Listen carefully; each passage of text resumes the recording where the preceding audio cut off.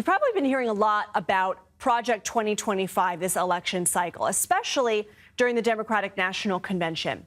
During Tuesday night speeches, multiple lawmakers held up an oversized cover of the project's proposal book. Democrats have used Project 2025 as a warning about what might occur if Trump wins a second term. But what is it? Curated by the Heritage Foundation, the 900-page initiative claims to be a, quote, comprehensive guide for the next conservative U.S. president.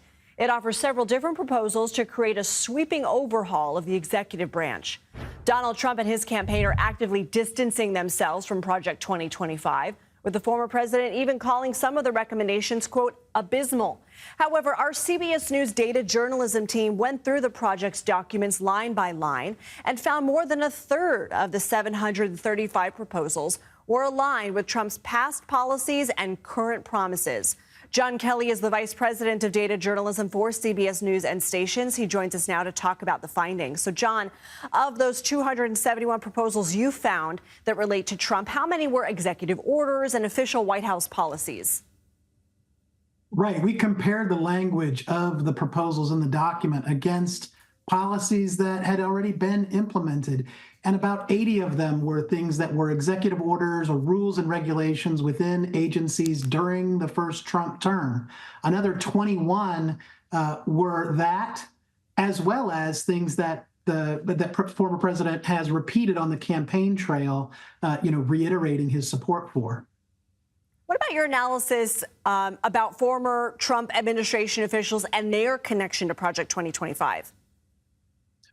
We went back and looked at the work histories for all 38 of the people that are listed as primary authors of the report, including the two leaders of Project 2025. And 28 of those 38 people worked during the Trump administration, during that first term, working everything from senior advisors to agency officials and leaders of large projects.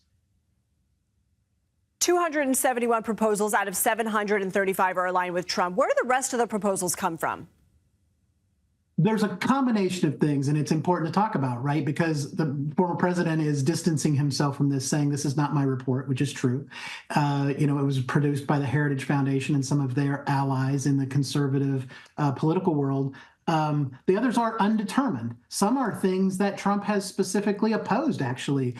Several abortion restrictions, which are some areas, a ban on TikTok, both things that he has said during this campaign, that he would leave abortion regulation to the states and that he has changed his mind on a ban on TikTok. A lot of the others, because of the language in the document is being vague or very, very detailed in some cases, or, and then trying to match that up to things that Trump has put out in his platform or that his campaign has issued. We wanted to be very conservative there. And so there are a lot of these where there might be some overlap, but we didn't feel like we could deem them as exact matches to his either past actions or future promises. So we wanted to be careful there. Because you have gone through this with a fine-tooth comb, what else stuck out to you in your reporting?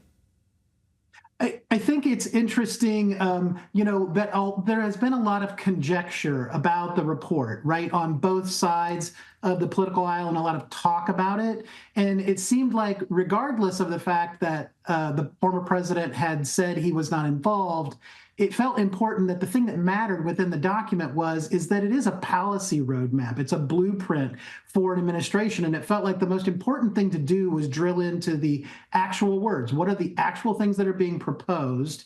And how are those things lining up with the very voluminous campaign documents, on Trump's campaign website and the proposals that he's made and the things that he has said at his rallies, and really focusing on those policies is the place. Certainly that number includes some of the standard fare for Republican politicians for decades: reduced taxes, less regulation, reducing the size and spending of government. But a lot of them are the kind of policies that people have been talking about and raising real questions about, related to gender ideology and his pledge to remove protections for racial and ethnic groups and do mass deportations. Some of the things that really got people fired up, those are things that do match up directly with what he's saying in speeches on the trail and what he's done when he was president before. John Kelly, appreciate your reporting. Thank you.